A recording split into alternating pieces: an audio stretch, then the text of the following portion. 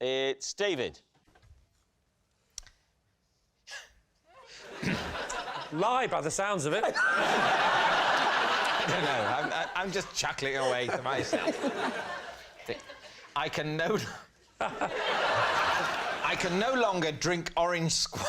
I'm telling you, I think I've become hysterical. I can no longer drink orange squash because it sends me berserk.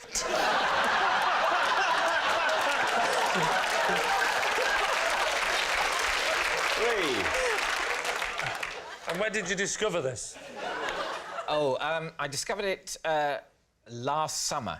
And what kind of berserk are we talking? Really sort of very giggly and odd and rude. Imagine I'm in a garden with you and you've just had quite a bit of orange squash, yeah. and I say, hey, how are you doing? I'm all right, what about you? I'm fine. I sort of realised, oh, hang on, that was misjudged. I was trying to be friendly, but I've seemed really harsh. I haven't seen you for a while. Is your wife here? I don't know. Why don't you look for her? She's probably out there rewrapping the car again! What was this event? It was a party at a friend's, in a garden at a friend's house. How did people react when you became berserk? Well, I think most people were kind. But it was my wife essentially said, you've gone a bit weird. And maybe we should go. Have a glass of water. You've had too many, love. Yeah. So what are you going to say? Is he telling the truth? Maggie, you think it's... I think it's a lie. You think it's a lie? Phil? I say it's a lie. Well, then, if my team says it's a lie, then I will overrule and say it's the truth. Think it's the truth? I might overrule for what? I never overrule. Go on, then. But I'm feeling a bit like... Do you know why? I had a small sunny delight before the show. And I'm feeling a bit like, yeah, whatever. David, they're saying it's the truth. Is it the truth or is it a lie? It is a lie. I've had to prise open my bedroom door for the last 2 years, ever since the door handle fell off. What do you use to prise open the door? Just my fingernails. And you have to go to the top of the door jamb. Is it an out or a... No, It all depends which side. Do you live on your own? I can answer that. I have a flatmate, but it's just my bedroom, yeah. It's only you that has the inconvenience. So you have to do... I'm absolutely the only person who ever needs to get in or out. He speaks to me with a stare, and I don't know... That's just, you know, Don't a say look anything. of resignation. Why haven't you just whipped out a knob and affixed it to the entrance? Basically, it's not really... You can't just screw it back on because the holes that the screws... The thread's gone. That's it! Keely, speaking as the only woman, in your single days before you settled down... Oh, God. And yes. you'd have been met as David and you'd be getting on like a wildfire, and he said, well, why don't you come back to my... I know you don't like this. I know you don't like it. It's either this or Ronnie Corbett. Right. Why don't you come back to my apartment and we could settle down and have a game of Boggle? So you go there, and he said, well, why don't we go upstairs? And you go upstairs and you get to the door and there's no handle or knob. Would that put you off? This actually happened to me once. David! David! You're a dark horse. I don't remember.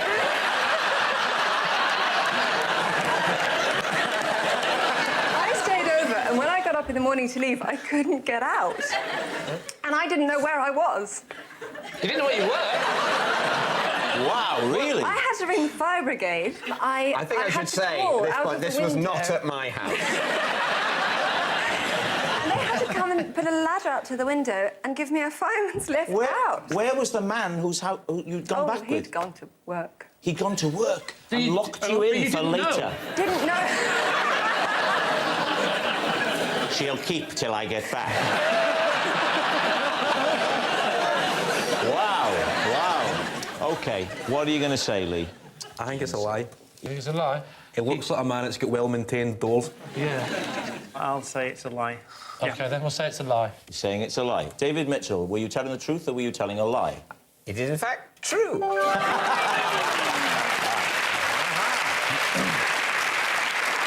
Yes, it's true.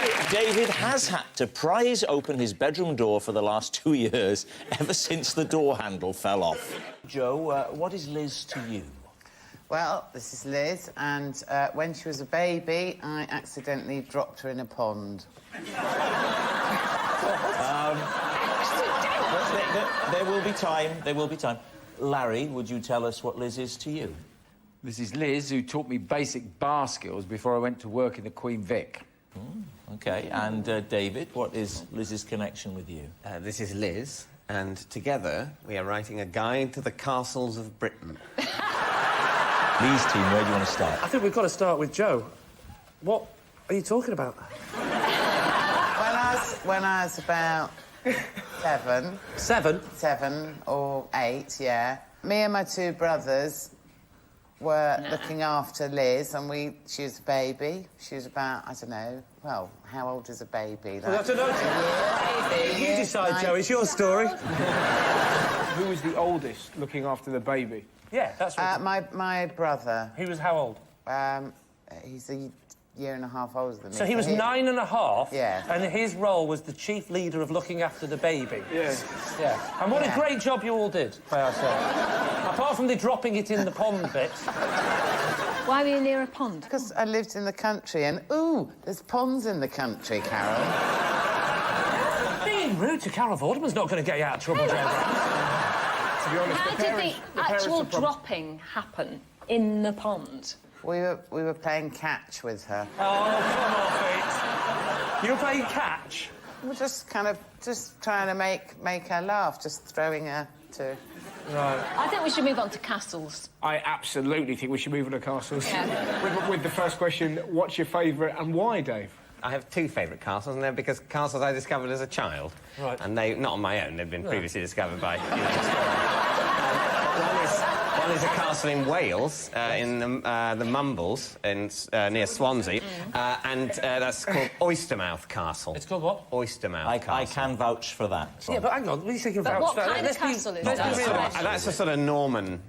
I think a sort of late Norman kind of castle with a keep and a... What do you like about Oyster Castle? Oystermouth. I like it because it's quite a sort of traditional, old-fashioned castle with a moat and An a wall around old-fashioned it. castle. They all tend to be traditional. That's amazing, that. As opposed to these new modern ones with stone cladding.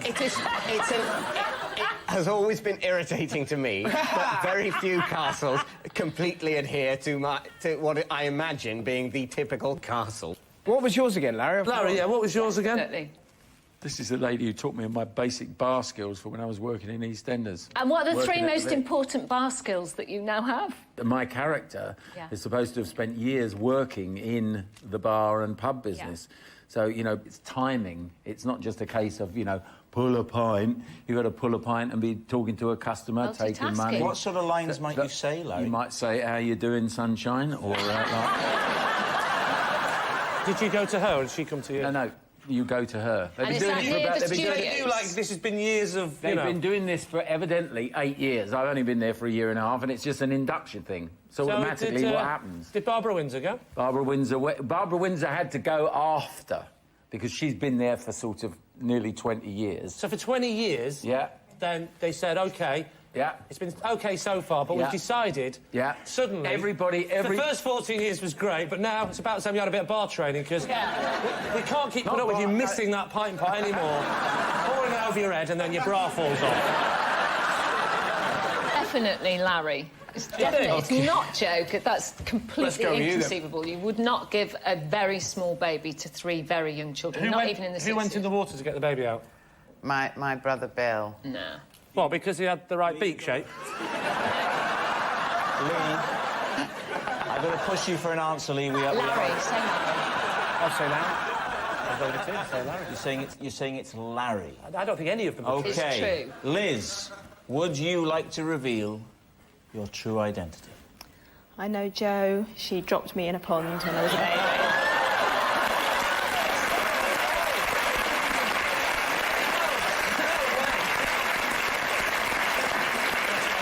Yes. We've actually got a photo of the two of you together. Got that fear in her face. Liz, congratulations. I don't know why I'm congratulating you for being thrown into a pond. And thank you so much for coming. Liz. Occasionally, as a treat, I put Marmite on my face and let my dog lick it off. Face. Yeah. And this is a treat for you or the dog? I see it as a treat for the dog, because... How does he see it? Like many people, I don't... Apparently also very much as a treat. What kind of dog, please? She's a Springer Spaniel. You say this is predominantly for the dog. You must enjoy it on some level, because that's quite an extreme activity to do with... I've always just for a dog. I've always liked having my face licked by the family dog. Always. By just the dog? Anyone else? Well, cats have a raspy, sandpapery tongue, and it's not nearly so nice. Have you ever been caught in that awkward moment where you've Marmited up and then somebody's rung the doorbell?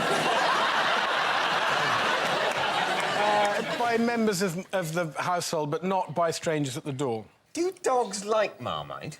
Dolly does. I'm not sure that's a helpful line of inquiry, is it? Do dogs like... They like salt. Of course it's a helpful line of inquiry. Is it a helpful line of inquiry? If all dogs hate Marmite, it can't be true. Yeah, I don't think there's anybody on the planet that could answer that question properly.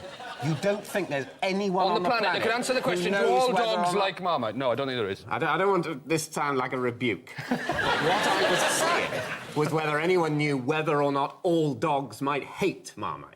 You'd know if all dogs... That's very much just the other side of the coin, in my book. No, this isn't a coin. There are 3 things. There's dogs all hate Marmite, Yes. there's dogs all like Marmite, Yes. or there's dogs have a similar view to Marmite as humans do. Yeah, what, let me go hate it? Rob, no, as someone who's now in Series 4, you never get into conversations like this with David. He always wins or wears you down. Just don't do it.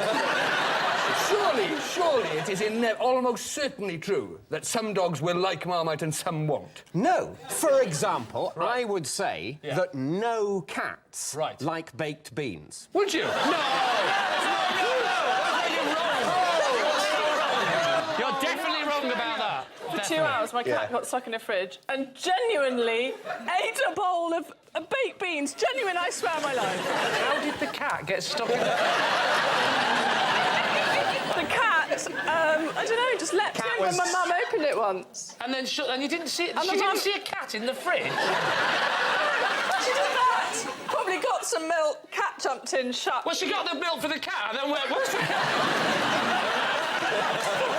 Have you seen the cat? Maybe I'm wrong about cats and baked beans. What I'm saying is there are some foods liked by many humans that certain other species will never eat. Yeah. So what I'm saying is different species like different things, and it is possible. You said that the things that humans eat, that other animals, all other animals, the species... We've got to learn to work together. Well, yeah, you really have. In that case, you need to change your opinion. This programme has taken on a tone of civil unrest. I sense anarchy at the gates. David, I'll caution you once. Control your team. I'm going to have to call in the UN. I can no longer vouch for my team. Excuse me, what have I done? I feel like a supply teacher who's been parachuted into a problem school. And is finding it very difficult to cope. Hugh, your original statement was to do with the dog licking off your face. Now, how often does this occur? It's something I started doing as a kid because it was a good way to... That was several dogs... Good way to what? to get the family dog to lick my face. So, David Mitchell, what are you saying? Truth or lie? Rod, what do you think? Oh, no. I think whatever my captain thinks, I will back him to the hilt. Oh, my word. Can I just say that he just touched David's leg in a slightly effeminate manner? Like that. If that's what it takes to have them working as a team, Miranda, I'm happy. That all right was sexual tension, is that what you're doing? Is that sexual tension? Oh, yeah. Well, I don't like it. Miranda, what do you think? I think it is a lie because he doesn't look that desperate for affection in his life. It has to be a lie, David, otherwise there's something wrong with him. And So you both think it's a lie? Yes. OK, we'll say lie. There's a lot riding on this All right. one. So, Hugh Fernley-Whittingstall. It was a lie. I once accidentally left a goldfish on top of a petrol pump. Lee's team. OK, when was this? About in the late 90s. The late 90s, that's Where'd quite you got old. this goldfish from that you were at a petrol pump with it? I was basically in a car with some friends of mine, and we were driving back from the Edinburgh Festival, and the goldfish had been a prop. Is it in a bowl or a plastic bag? It's neither. What's it in? It's in a sort of Tupperware. But it's got water in, right? Yes. And holes in the top? Yeah. Yes, but none in the bottom. We stopped for some petrol, and I fancied stretching my legs because I was sitting in the passenger seat with a goldfish on my knee. Right. You were travelling back with it on your knee? Well, how would you? I wouldn't be so selfish. I'd have gone by submarine and towed it. But I'm different to you. I'm far more giving than you. I think you have an exaggerated idea of how wide Britain's canals are. Because if you tried to take it by sea, the salt would have killed it, you barbarian. Oh, it wasn't the salted goldfish? A salted goldfish is a starter. This was a pet. So you rested it on top. Yeah. Now talk us through what happens next. I get out of the car with the goldfish, put it on the petrol pump. Again? No, I'm rewinding a bit. Oh, right. So, all right, I'll rephrase the question. Tell us what happens next, but before that, go back 10 seconds. Because, quite frankly, that was the gripping bit of the anecdote. I'd like to hear it again. So, go on, then. You all get back in the car. Yeah, and we drive off. How far had you gone? I think it was several miles. I, at this point, realise, I'm feeling sort of more comfortable and less sort of stiff and clammy than I have been for the first bit of the journey. And then I realised, hang on, we've left the goldfish behind. OK, what do you think, Lee? Is he telling the truth? June. I mean, I don't see why it's so important, but I think... Well, I wouldn't say so much important as we were just engaging with the basic premise of the show. And what do you think, then? Come on, now. Well, now you've put me under pressure, and now it's realised it's like to be a guest. I'm genuinely worried. You see what I mean? It's horrible, isn't it? Don't make us do it, you do it. Now, what do you... He hasn't made an actual decision since Series 4. Yeah. I just realised what everyone else says. I didn't know I was going to be asked what I think.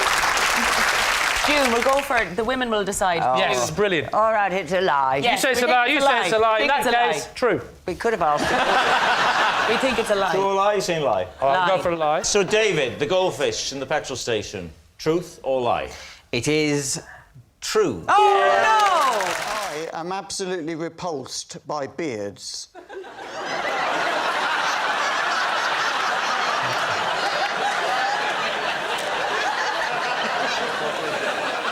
When my friend grew a beard, I changed my phone number so he couldn't contact me. Right, there we are. Lee. What's his name? His name is Ben. Ben? And what did Ben do? Well, he used to be a child. Then when he got older, he was a tree surgeon. Right. So, what is it about beards that you find so repulsive? Well, it's just...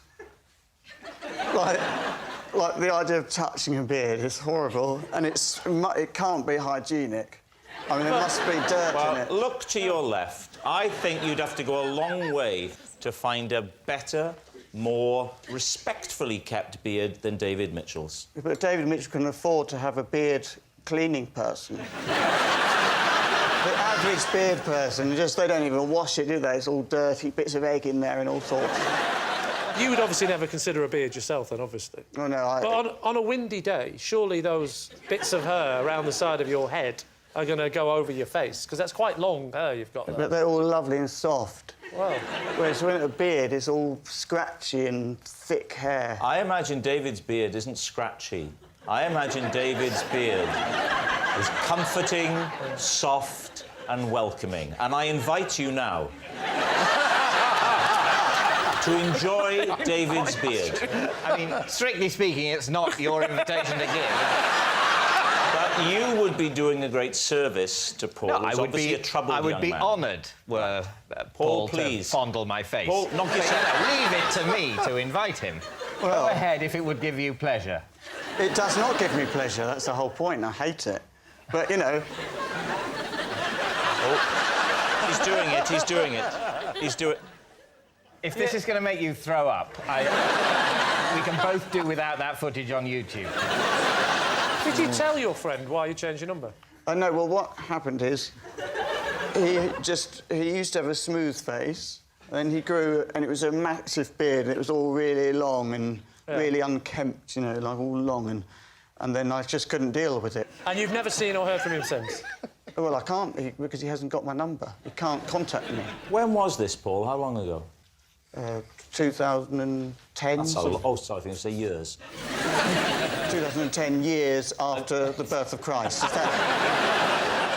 I mean, you picked a good example. If you saw an image of Jesus Christ, would you have problems looking at it because of the beard? Or does it have to be a friend that's in your personal space? I mean, Jesus isn't my friend in that way.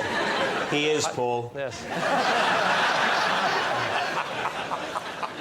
And he's yours, too. But not yours, Lee. All right, so what's it going to be, Lee? Is it true or is it a lie?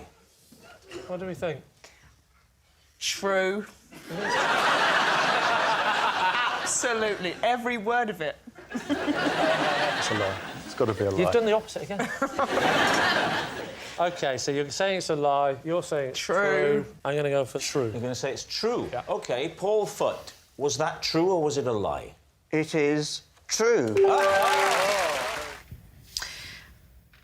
I like pens. I know this! It's true! It's true! I like pens, and I like to know where my pens are. For this reason, I have a 3-point pen policy. What's your 3-point pen policy? Well, point 1, I find it important to know where my pens are at any time. For example... That covers all three, doesn't it? This pen. No.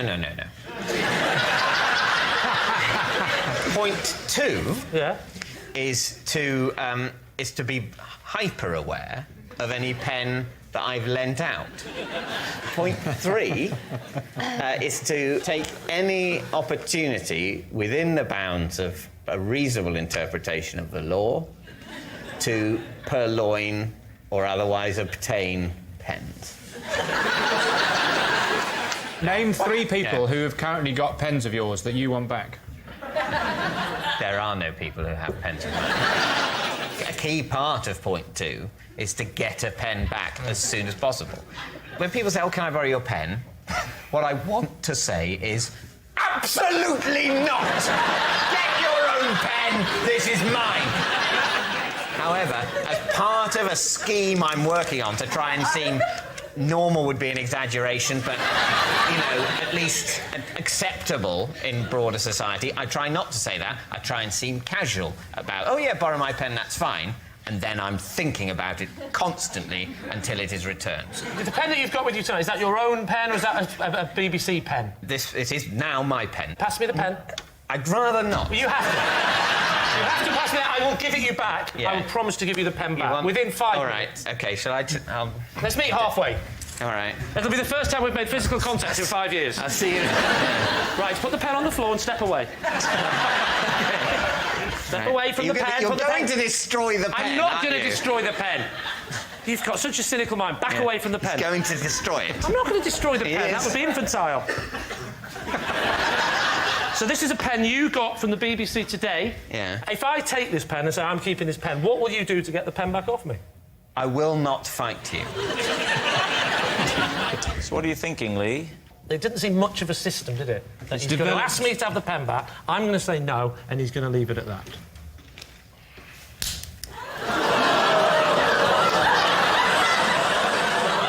I'm so sorry. It is fair to say we have created drama.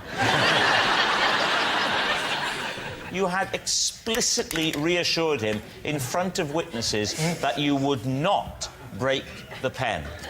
I didn't believe him. That is true. I didn't believe him. I knew he'd break the pen. That pen, I'm afraid to say, and I hope this doesn't make me sound heartless, when I put that pen down there, it was dead to me.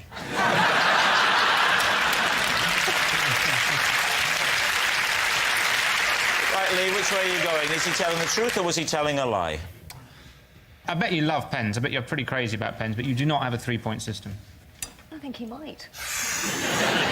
OK, Lee, take a guess. Truth or lie? We'll say it's a lie. You're saying it's a lie. David Mitchell, the truth or a lie? It is, in fact, true.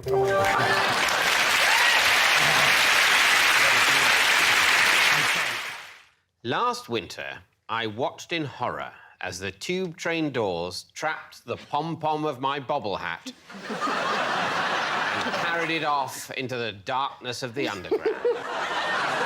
These two. So you were getting on the tube, or how did it... Tell us more. Well, the tube... I'll rephrase it. Tell us anything you can think of. OK, fine.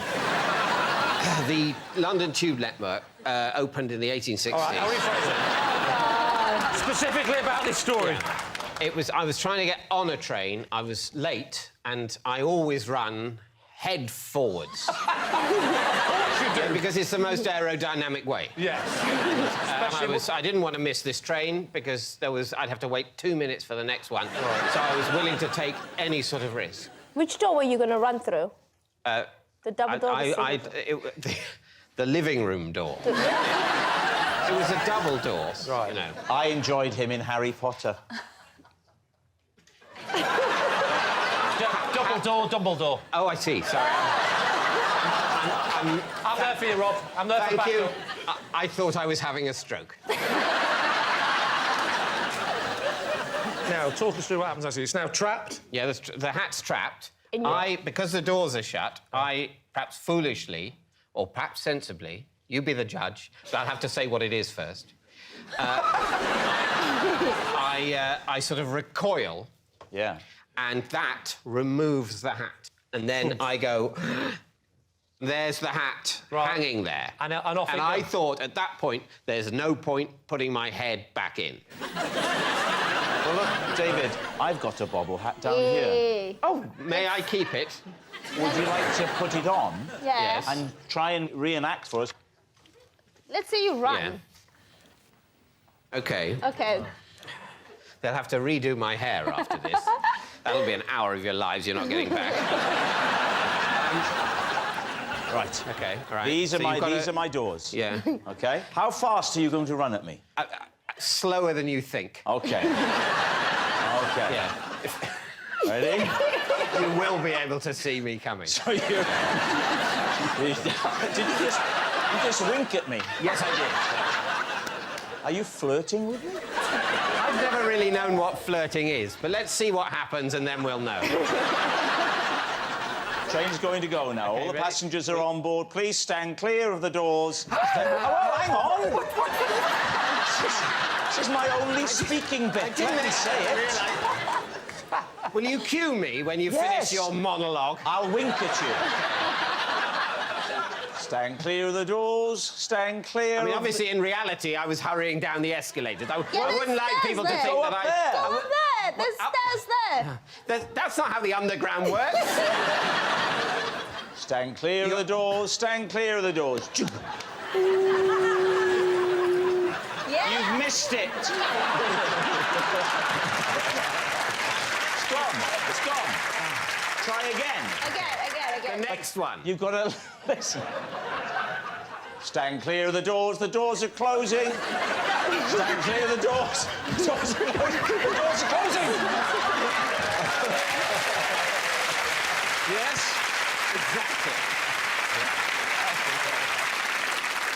exactly. Lee's team, is it true? No, David seemed to really have to make a lot of effort there to try and get through the tube doors. Do you think David would run Head for first. the tube head first? No, I don't think anyone would. No. Yeah, I think it's a lie. So, they think it's a lie. Were you lying or were you telling the truth? Well, I was lying. That certainly is a serendipitous series. Yeah, if that wasn't serendipitous, I wouldn't have been able to do that.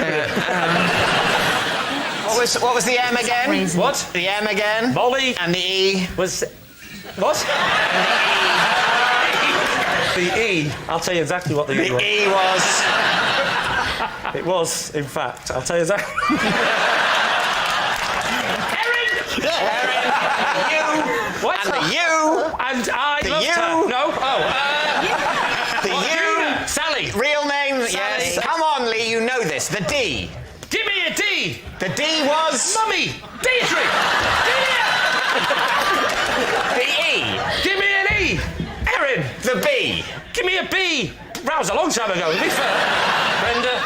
And the R. And the R was Regine. Regine! Little Regine. Yeah. Well, Is that a name? Regine. It's a name, isn't it? Tell me it's a name. Regine's a name. Anything's a name, isn't it? I went out with a girl called Cupboard for 3 weeks. Not a joke. Where did Cupboard come in the Bermuda list? Oh, she was before I invented the acronym system. Sorry, it was a system. It didn't happen by accident. You were seeking out people beginning with these letters. What was it about the island of Bermuda? Because of my ex-girlfriends went missing. Where was the hotel, Lee? The hotel was in Scotland. OK. Do you want to be more specific than that? OK. It was right in Scotland. OK. Be more specific? More specific? Yeah. I was at Alaska. OK. Oh, yeah, fine. I believe you. What were you doing? I was at a wedding. Yeah, when was this wedding? 9 years ago. You came back from the wedding, so I came back from the wedding. Got to the hotel. I've had a bit too much to drink. Right. I go to reception. I say hello. I'm. Well, I'd have to say. And 9 years ago. Yes, you. But so I told them who I was. She leans round. She gives me the key. I go upstairs. No lift. Right. She doesn't in any way go, by the way, there is a large man already in this room. No, obviously, she wasn't aware of the mix-up. Otherwise, she would have stopped me, wouldn't she? She didn't... As I walked off, she didn't go... What? Nothing. You'll see. So what happened? You were given the key by reception and then opened the door and he was in there? Correct. At which point you said... I was a bit drunk, so I just assumed that there'd been a mix-up, wrong key, I was in the wrong room, so I just went, oh, sorry. And he went, and I thought, I can't remember exactly. He said what? He went, oh, sorry. You don't mock him, wait till he opens his mouth in a minute. Rob says, come on, who are you? And he goes, Then you go back down to reception to say... I said, you've given me the wrong key. Yeah. Then she said, sorry, there's been a mix-up. And she said... You're going to have to go back in there. I was in the right room, he was in the wrong room, but he checked in earlier on. So it wasn't her mistake, it was a mistake early on by somebody else. Why didn't you investigate the possibility of sharing with the person in the other room? Oh, yeah. What I did was I went round all the rooms. I don't think so, do you? You're looking at it, soldier. When the two of you realised that you were going to have to share a bed together, did you have a kind of a negotiation? I have never been to bed with anyone where negotiations have been involved. That's not completely true. But, no, what I mean is, did you say, for example, I like to sleep on this side of the bed? I'm happiest on the right-hand side? Before we even got to that point, we both tried to not sleep in the same bed. I didn't just go, what the hell are you doing? I'm going to sleep on the left and you can sleep on the right. Goodbye. OK, so where in the safari park is the car? In the lion enclosure.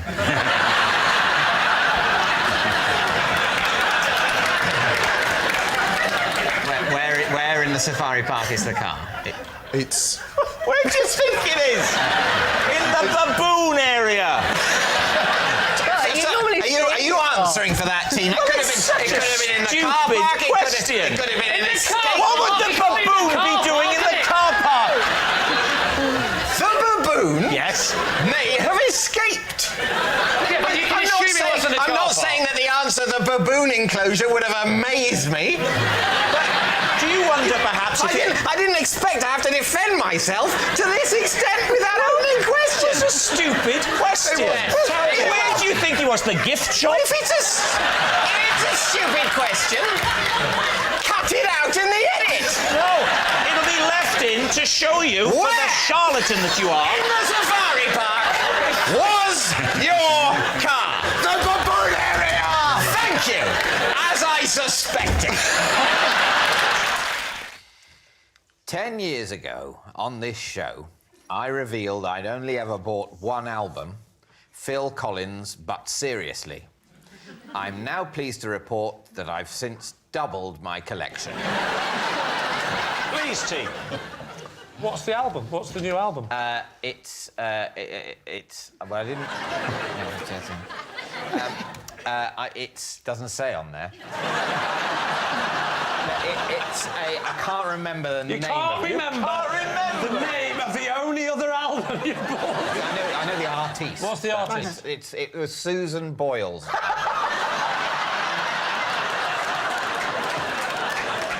Why would you buy a Susan Boyle record? With the greatest of respect to Susan, why would you choose her? Well, because it was, you know, it was much talked about. Yeah. At the time of its release, and I was looking for something to write about. You've not got that journalist job at the NME still, have you, David? No. No, for the Observer. Can you remember the name of any of the songs? No, but wow! But wait. I could guess a lot of the songs because they weren't. I don't think she'd written the songs. We were talking about it earlier. You was said your favourite was "I Dreamed a Dream." Can you just give us a rendition of that? Can you hum that or sing that or something? Can I hum "I Dreamed a Dream"?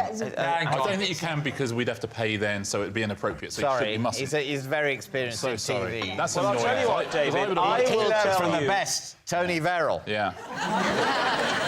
David, I will tell you the names of some of Susan's album releases, or escapes more than releases.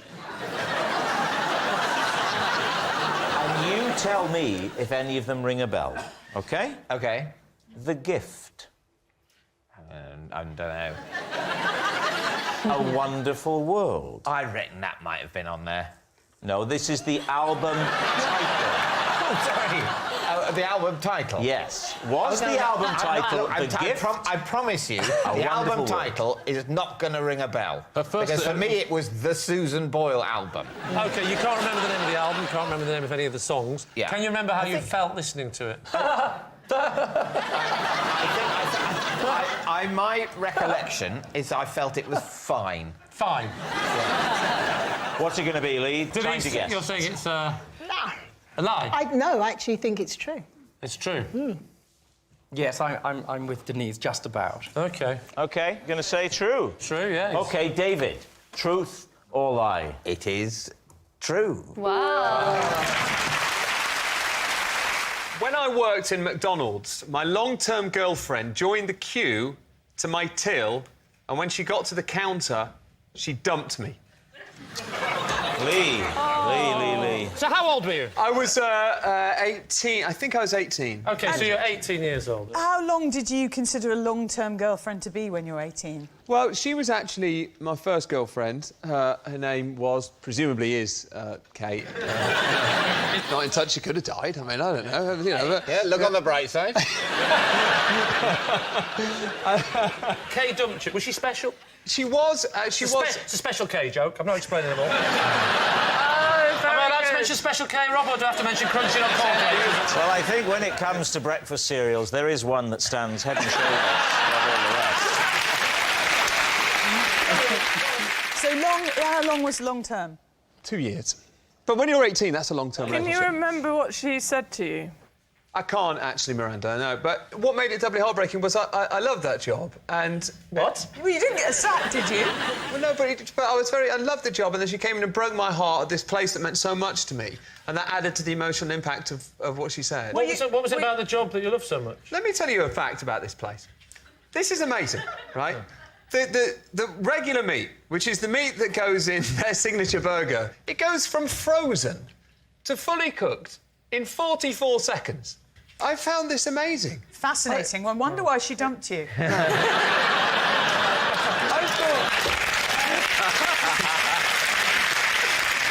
think we should get back to the girl. Well, she got to the front of the queue. She dumped me there and then. And I left my station, didn't serve the other customers, and then I went to the storeroom and I sat on a box of gherkins. And I cried my eyes out. Oh, that's gherkins for you, though. Kate put in her order. She puts in her order and says, I would like burger. Oh, Kate. Oh, that changes everything. What's her name? Kate. Hang on, Richard, what's her name? Special K joke doesn't work. I didn't want to say anything. No. Kate. Kate. That's Kate. Yeah. I thought it deserved a bigger laugh. I wondered why the hell you said it. You're always trying to work it round to crunchy nut. Leave him alone. I don't. Richard, you be young Richard, OK, at the counter of this fast food outlet. OK. David, you are a normal customer. OK. Dale is Kate. Oh. Could I please have a fillet o fish, but with no cheese? Hold the cheese, and put the cheese on the chips, please. But not with cheese and bread. Excuse me, where are the toilets? They're actually just next to my till, actually. The door's just about there. I'll, see you later, Kate.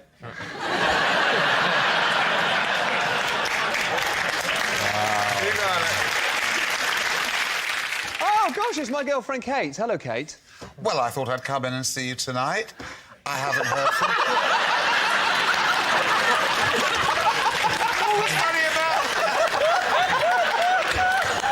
Oh, it's Meryl Streep in The Iron Lady. I'm afraid, Richard, it's over. You're just not my kind of guy. Oh,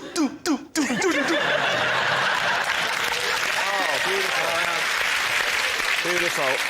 So what are you thinking, Lee? Does this sound credible to you? I'm suddenly going truth, and I think he was dumped in a queue at said burger joint.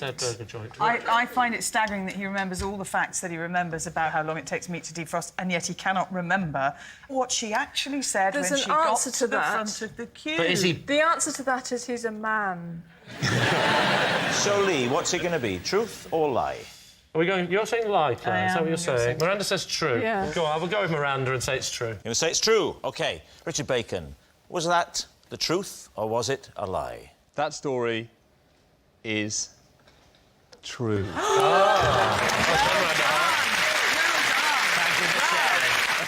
I once lost Julian Lloyd Webber's cello because I was chatting up a parking attendant.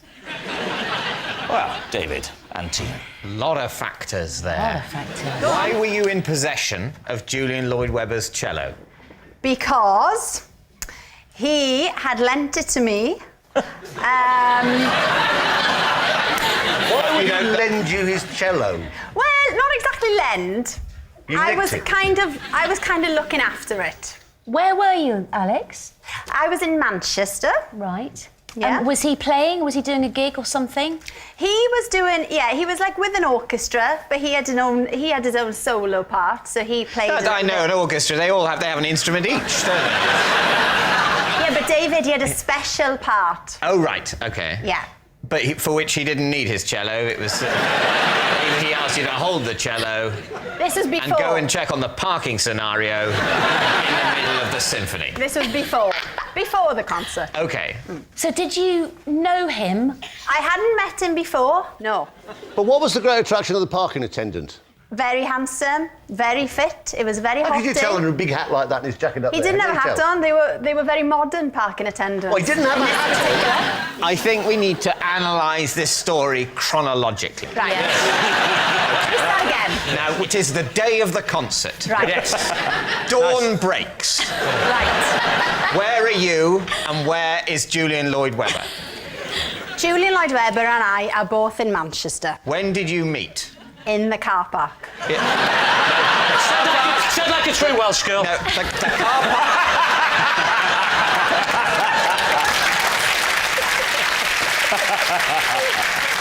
I'm afraid the car park is not an acceptable answer to the question, when did you meet? Right. Because the car park is a place, not a time. Let me set the scene. OK. So, I'm in the car park with the car park attendant. Of course you are. Yeah. The car park attendant is just there. He hasn't got a hat on. He's not that official. He's just generally hanging around the car park all sexy. He's just hanging out. Yeah. What's he wearing at the time? Has he got anything on? Is he naked? He's got jeans on and a T-shirt. Jeans and a T-shirt? And an This is just jacket. some guy. Some bloke. He's told you he's a on. car park attendant because he wants to sound important. Is that important? Yeah, it's the sexiest thing you can say. Everyone knows that.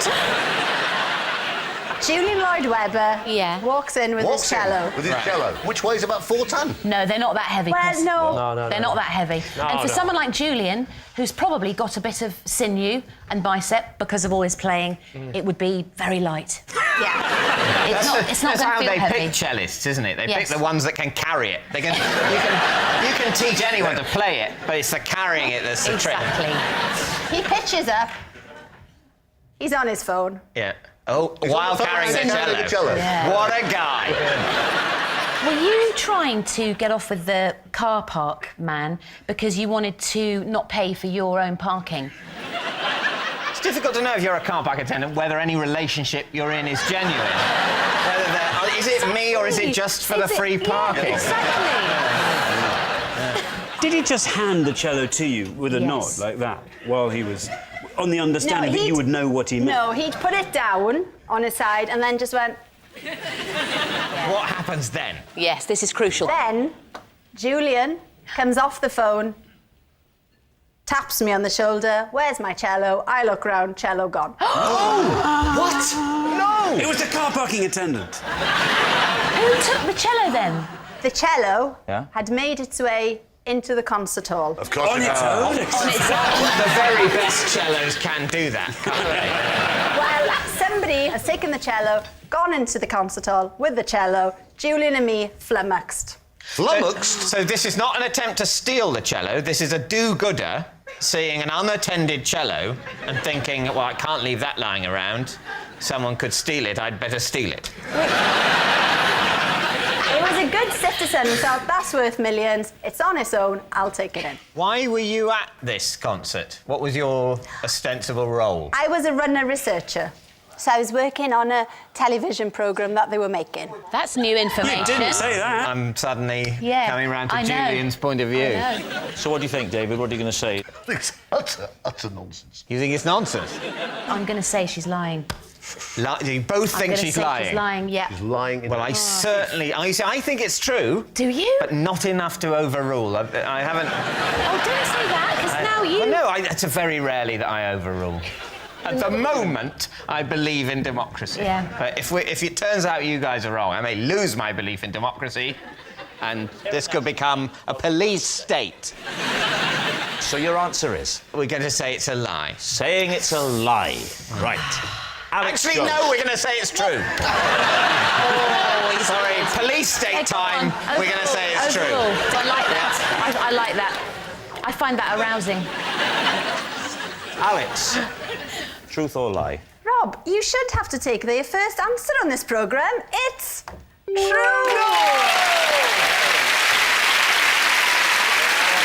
Yes, it's true. Alex did lose Julian Lloyd Webber's cello because she was chatting up a parking attendant. To keep things exciting at home, every time I fill our tin with normal tea bags, I slip in one Earl Grey, knowing it could surprise me at any time. Please, Steve. Oh, it's for your own interest, not for the surprise of your wife. Well, it could. I mean, she could be surprised by it also. Do you put a normal tea bag in with the Earl Grey and let it brew, or is it in No, it's in the tin of tea bags. In the tin? I OK. fill the tin of tea bags with normal tea bags, but with one Earl Grey tea bag in the mix. Give it a little bit of a... This is David's version of an adrenaline sport. It's not for the flavour. Oh. It's for the surprise element. That's it? Yeah, it's as dull as it sounds. That's it. What you've got to remember is I'm quite an uninteresting person, and I've been doing this programme since 2006. So, you know, this is all we've got now. Now, the question is when you sip it and it's Earl Grey, is it a pleasant surprise or, damn? Because you obviously don't like it, otherwise you'd be drinking it all. Absolutely. Do you know what I think overall, and I'm sorry to make this even more boring than it is already, but overall... It's impossible. Yeah. Overall, it is a neutral experience, because I don't like the Earl Grey tea as much, and yet the surprise element brings it up to the same level as a normal cup of tea. 80 bags, box of Earl Grey. You could probably work it out, Lee. Is that 80 weeks that you'll have to have that box of Earl Grey? How many cups of tea are you drinking a day? Oh, I mean, loads. 5 to 8. So 5 to 8. So he's getting through a box of tea bags every 10 days. Every 10 days. Takes a long time to get through a box of Earl Grey, although sometimes... The Earl Grey's, hang on, the Earl Grey's almost 3 years old. By the time you've got to the last Earl Grey. And at no point, when you put when you get after... You're interested now, aren't you? The sheer age of it. I'm interested because... old, David. Because at the end, when you put your last Earl Grey in, and that box is empty, where most normal people would then go, that's probably enough. Yeah. You'll go, I think I'll go again. For a new 3-year cycle. It's a 3-year commitment each time. The thing you have to remember, sometimes people come round to the house and if you could believe that, you'll believe anything. Yeah. But they don't ever leave. And ask for Earl Grey. Yeah, and then I'm just willing to take one from the Earl Grey box. But what if you've run out and it was your final one in the thing? You're like, oh my God! It's disaster. It's never happened. But obviously, what a frantic and exciting scene. You say you're welcome to an Earl Grey, but you may have to have... You find it! You have to have 80 cups of tea to find it. No, you're not going to! They're tied to the radiator in the cellar. Let us go!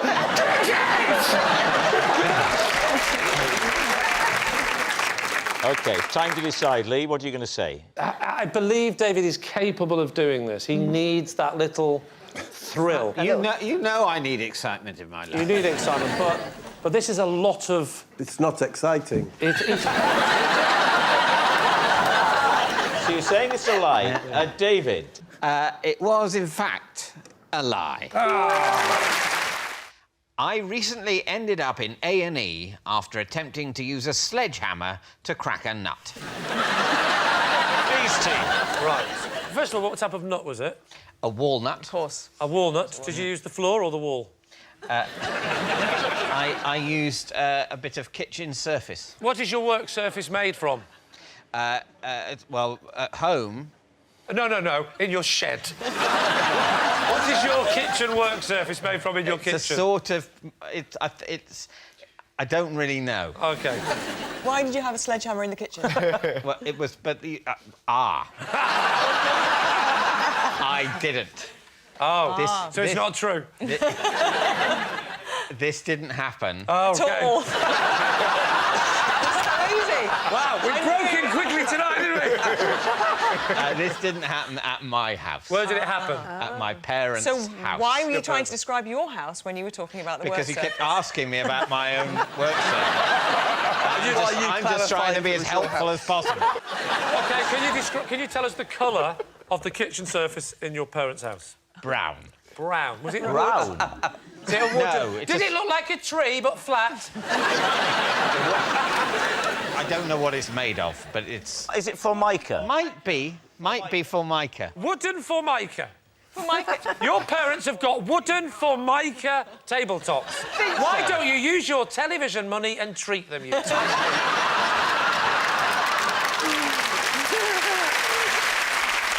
So there's a walnut in your parents' house. Yeah, there is. For whatever reason, maybe hunger, want to open it. Yeah. There's a sledgehammer. Why is the sledgehammer in your mum and dad, apart from the fact that he knew you were coming round? I had to go and find the sledgehammer. Where was it? It was in the garage. Right.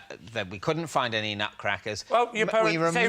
your parents were witnessing this? Yes, I wasn't on my own in my parents' house, smashing away at my hand like a maniac. It seems to me that on the evolutionary scale between nutcracker and sledgehammer, there are some other things you might find lying about the house. I wouldn't... Well, and 3 shattered iPads later, I found the... Who was there, by the way, in this? Who was witnessing this? There were... my parents were there, my brother, his wife, my wife. Peter Gabriel. David's not going to get that joke. Do you want me to explain? Are you all right with that, David? Sledgehammer. Sledgehammer. Oh, sledgehammer. Yeah. Oh, yeah. Very good.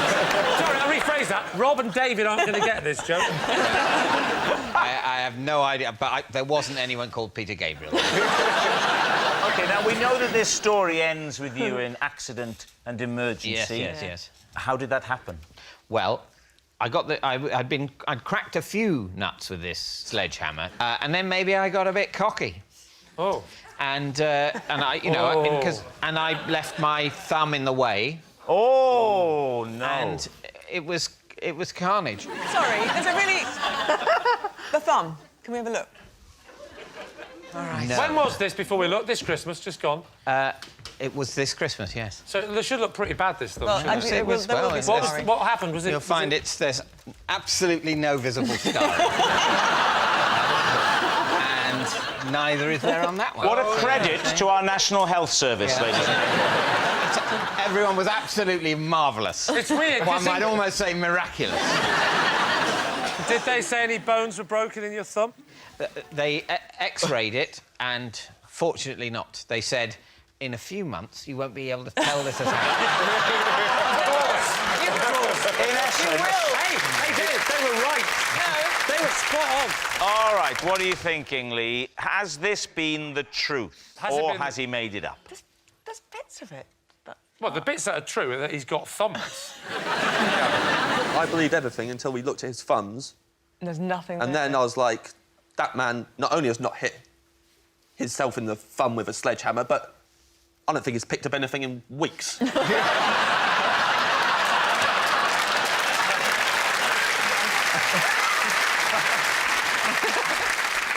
think lie, don't you? I would say that it's a lie. You're saying it's a lie. David, truth or lie? It is a lie. Last summer, I lost a tennis match when a bee buzzed up the leg of my shorts at a crucial moment. Please, team. Right. What was the crucial moment? Match point. What was the score at that point in sets? I'll be honest, we only played one set. And what was the score in games at that point? At that point? Yes. The score in games. I think you know what I'm asking you, David. Was 5-4.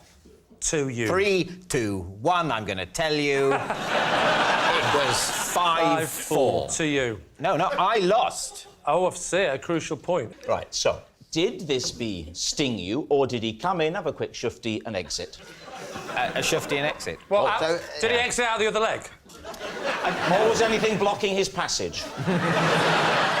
Do you play regularly? I don't really know. I used to play more regularly, but What now I play... standard would you say you are? If 0 is someone that's never played in it ever, and 10 is Boris Becker, what are you? What's 1? Tim Henman. Well, in this case, I'm probably a 0.3. Would you give us a demonstration of your serve technique? Oh, yes. It'd be lovely, I think, for Lee and his team. If they had an idea, they look at this serve, they say, well, there's a guy who wouldn't be bamboozled by a bumble, or maybe he would. I have to say, I think this is totally pointless. I'll do it. I like a man who joins in with the fun. I'm so sorry, this is just a waste of your time. This is it. This is the racket in my right hand. David, why don't? I'm so sorry.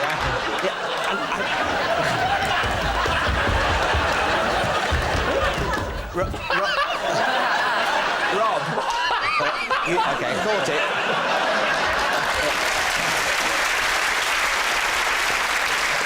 Ready? You're not going to fire it at me, are you? I'll aim it over there. I'll zing it down that way. Please do, yeah. OK?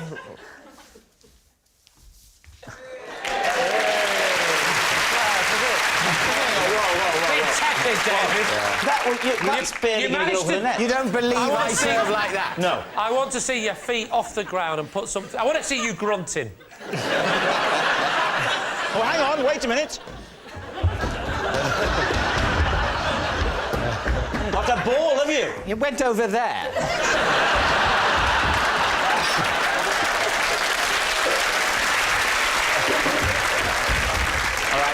Right, go on then. I'm going to grunt. Go for I'm it. going to put my back into this. Go on then. I'm going to show I want it. You're doing that with your hands, he's trying to get rid of the bees. I'm bouncing the ball. That's how you congratulate a small child. Well done, son. You did very well. OK, and... That was lovely, thank you. That was lovely. That was more than we could ever have hoped. Thank you. What do you think? He doesn't look like a tennis player. He probably has picked up a tennis racket. I don't think he's claiming to be at county level. He doesn't look like he will be at any level. No, but he... I think that's a lie. You think it's a lie? Yeah. Rick? I think it's a lie, because he would... Maybe a bee flew up his shorts when he was having ice cream, but he definitely wasn't...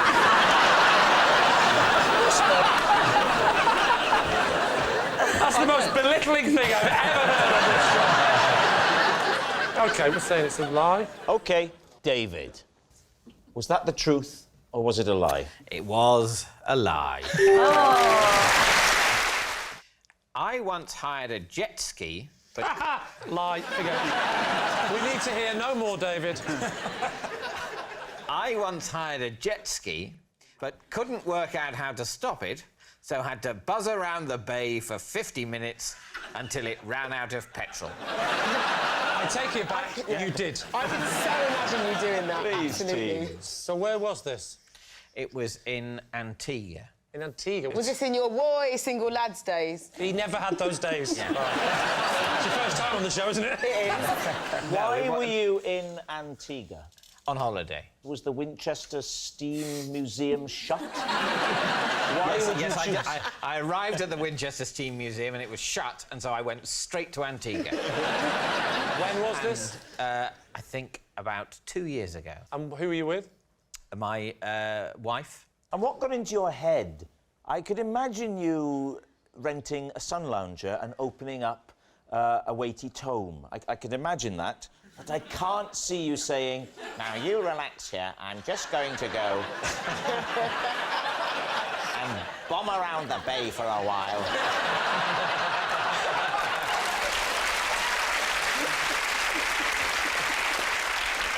Were you with your wife on the jet skis, or did she stay on dry land?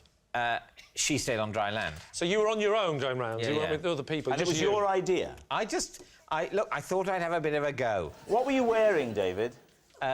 Sort of swimming shorts. What length were the shorts? Were they sort of Daniel Craig, or... They weren't as long as Daniel Craig. What do you wear? Like shorts. I said swimming shorts. They've got a pocket. Wow. They've got a pocket. They've got a pocket, and they've got netting on the inside to keep everything in order. All right. You jump on, you're looking back at your wife. Ah, look at me. And then what happens?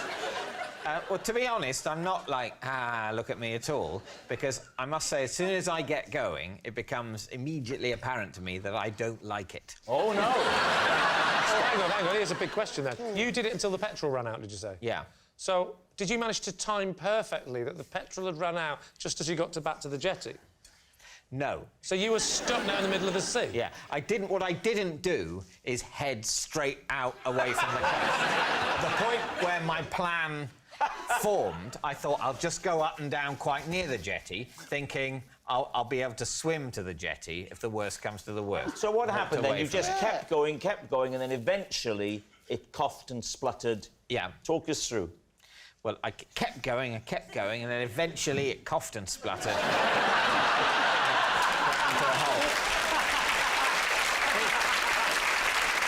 All right.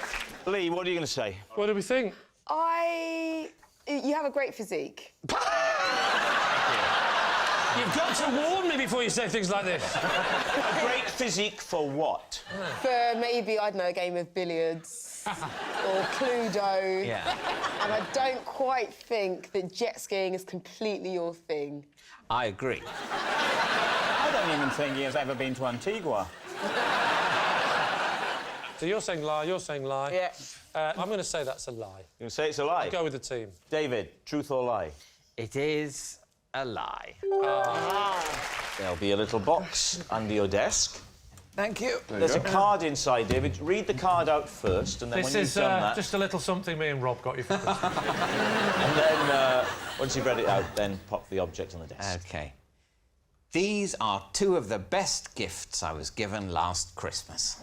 OK. And take them out and pop them on the desk.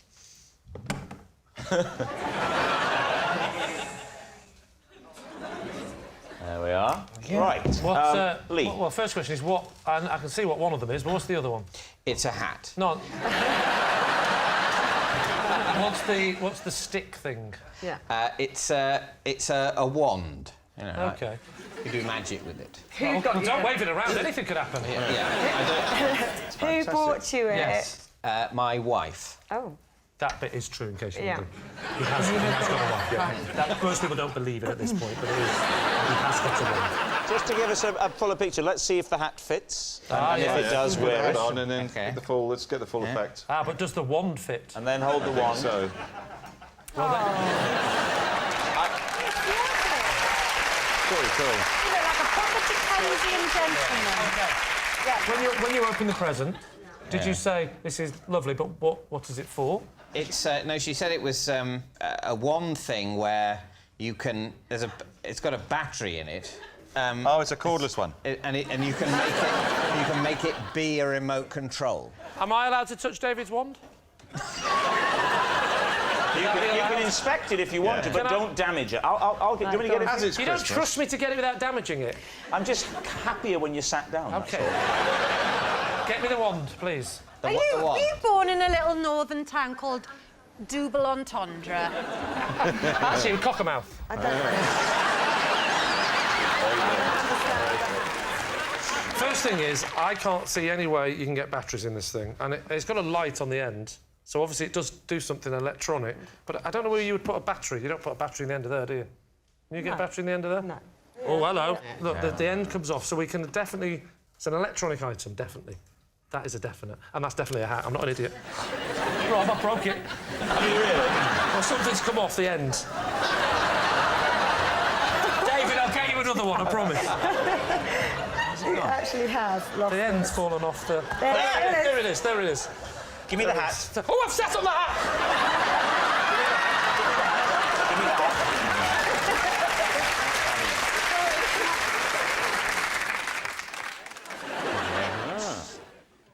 Well, would you wear that in the house, the hat, David? Would you wear it around the house? No, I wouldn't wear a hat indoors. Basically, you'd wear a hat like this when you've, on the way from the cab to the scene of the murder. So what do you think, Lee? What is your team thinking on this? Well, I'm interested that Rob warns off manhandling and hurting it. Would David be that bothered? I have got history on this show. History of breaking things? He owned a pen in one episode, when it was his pen. And you broke it? Damn right. There was another episode where he was supposedly a beloved teddy bear that I didn't own, but he didn't know, and he tore its head off. So, now, David, I would like to know, was there any explanation from your wife at all? Because obviously you've picked this up, you haven't known what this is. An explanation? Yes, to is that why when you're given a present, do you ask for an explanation? It's quite aggressive. Let me finish, David. Was there any explanation at all as to why she married you? No, she's never explained that, but I don't want to ask too many questions. I want to a good thing. My husband bought me a dress that was 2 sizes too small once because he wanted me to lose weight so I could wear it. He did, and then when he gave it to me, he said, "Look forward to seeing you in it." So for his birthday, I bought him a coffin.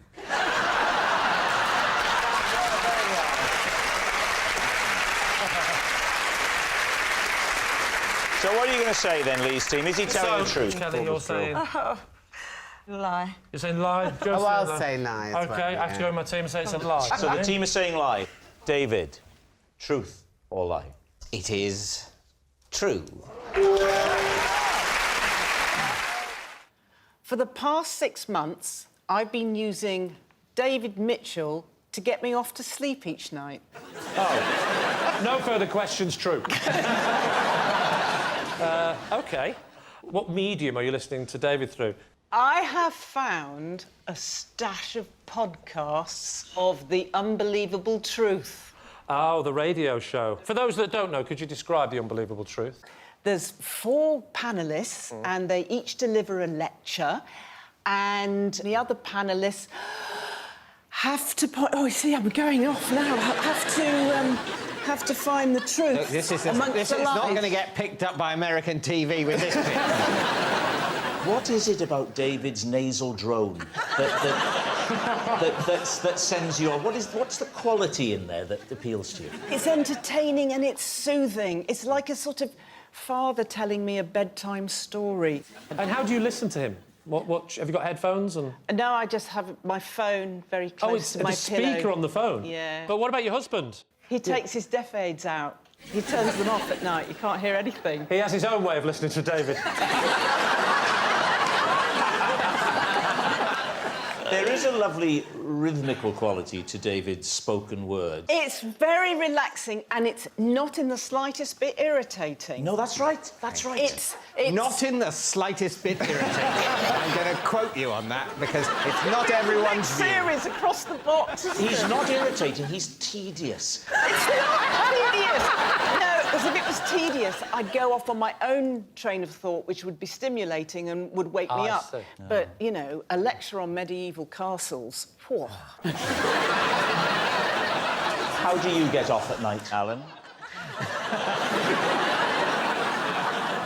Not very frequently. How do you visit the land of Nod? I spray my pillow. Steady. Sleep mist. After which my wife coughs for a bit and I'm asleep. All right, so what are we thinking now, Leisha? Does this strike you as true? Not really. I feel like there's so many other things you can listen to that would put you to sleep. All right, Alan? Philip is clearly a fan. True, for me. All right. I think it might be true because he has got a voice that can, you know... Comforting. That's not the word I was looking for. What are you going to say? I think it's true. You're going to say it's true? OK, Philippa. Truth or lie? It is...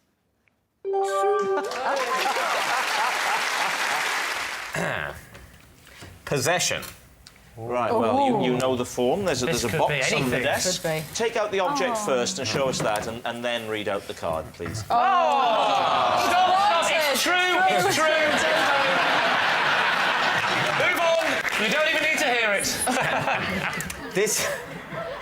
This is my bare tablecloth. Customs officers once cut his head off and searched him for smuggled goods. Can we see?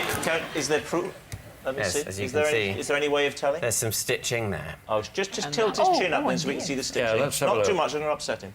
All right. Can we have a look at the burr? Yes, We'll see the stitches. Throw him over it violently. No, don't I couldn't possibly. Come on, he's been decapitated. He's seen worse. You can't throw the beer. That'd be a shame. Thank you, Lorraine. Sorry, I meant you to pass it to Rob. I've now, made you do the whole journey. Take the bear over there, please, Lorraine. It's in my contract. I never leave the desk. David, just look at me. Right. I didn't... How's this making you feel? That's terrible. Oh, no. That's really terrible. Isn't it awful? So he feels. Really is. He's had his head cut off and his thing ripped up, but that's not possibly upsetting. Dave, why did you call this bear tablecloth? Yes. Because when I was very little, he had a little jacket made out of a tablecloth.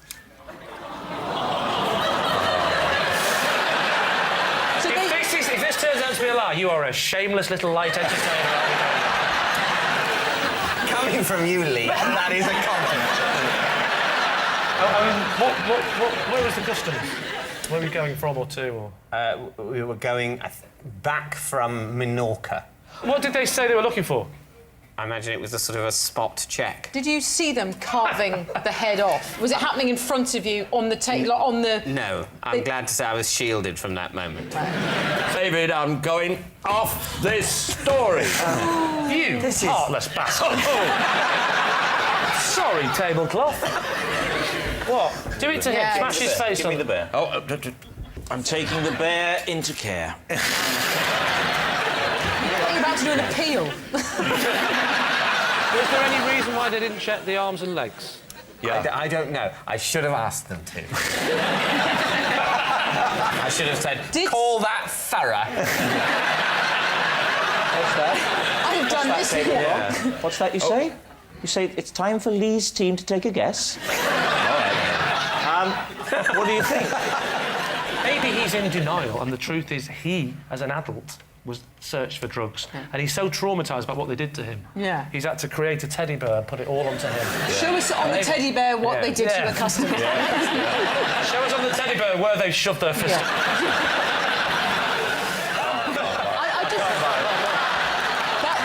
why the bear's hands are like that. OK, we can say lie, are we, Sue? I think so. Lie. I think so. I don't think I can argue lie. with that. OK, David. Well, it is a lie.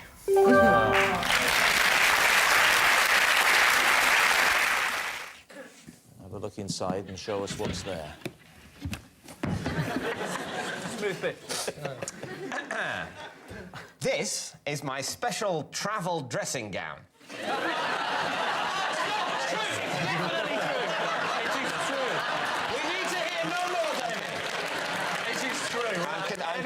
I'm contractually obliged to finish the card.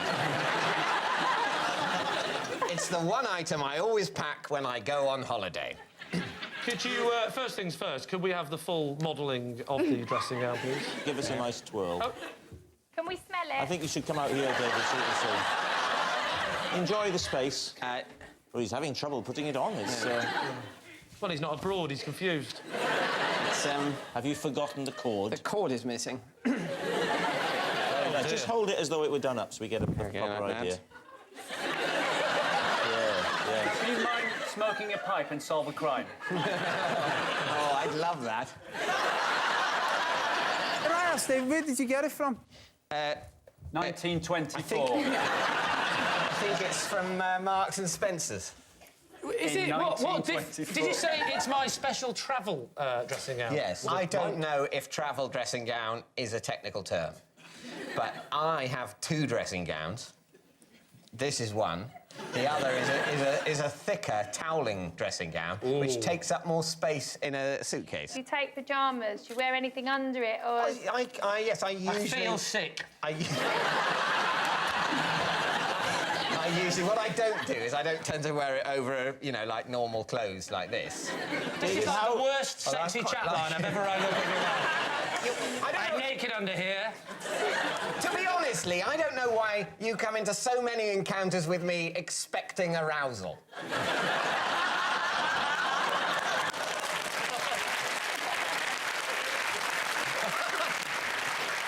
Does that go with you at any trip or certain trips? No, only if I'm going to stay the night somewhere. Yeah, obviously, yeah. I didn't think you'd go I didn't think you were walking around Dixon's in it. I'd like you to take a guess, please. Is he telling the truth or is he constructing a lie? Patsy? True. You think it's true? Yeah.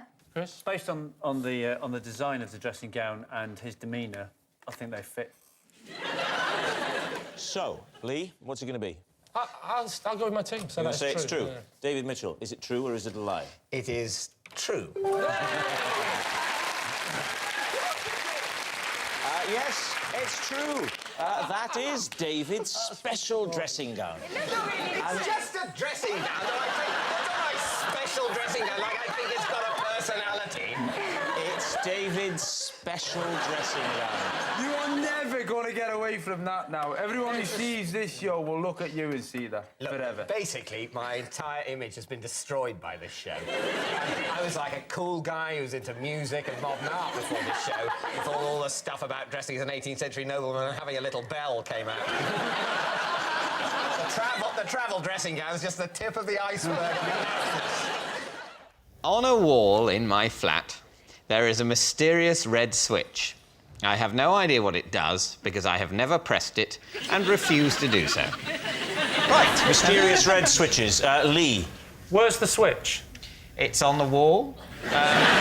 Sort of, not directly, but slightly behind the television. Have you just had to be tempted to touch it see what it does. It's not that distracting. It's, you know, it's bright red. I'd say it's about maybe 3/4 of an inch or an inch wide. It sounds like one of those cooker switches, doesn't it? It's a bit like that sort of switch. It's sort of cocked up in a sort of inviting way that you might want to give a tweak so it's in an upward position. You'd have to flick it down. Exactly. Oh, that's always more scary, isn't it? Yeah. Is your house... If it were down, I'd assume that whatever it does was happening. Right, and I'd be afraid to turn it off. That would be awful. I might need it. You know, it might turn the oxygen off. You've never gone near it? You've never touched it? Gone near it? But you've never I've gone very near it. I don't live in a very large flat. I can't cordon off a whole area of the living room just because of the proximity of a mysterious switch. I need that space. How long have you been in your flat and ignored this switch? Well, I've moved into the flat about 11 years ago. That's a long time to ignore a switch. But sometimes I do other things. It's not just been solidly ignoring the switch 24 hours a day. How is your granddad's dialysis machine going at the moment? So, Lee, what are you going to say? This mysterious switch, is it true? I started believing it because I thought, yeah, you do have those switches in your house and you don't know what they're for. I've got them. But you'd have to flick the switch, wouldn't you? Oh, I'd have to flick the switch. I would be flicking that switch. You can't not fiddle, can you? It's there, you've got to play with it. Yes, well, you know... I remember seeing an episode of this show when David talked about his bedroom door, didn't have a door handle on it. He had to claw his door open every single time he opened his bedroom door. Yeah. So therefore, he's not going to bother about a switch. No, he lives in a slum, He's going to doesn't he? leave the... basically, yes, he does. He lives in a slum. So I say it's true. If they paid proper repeat fees on Dave, it would be different.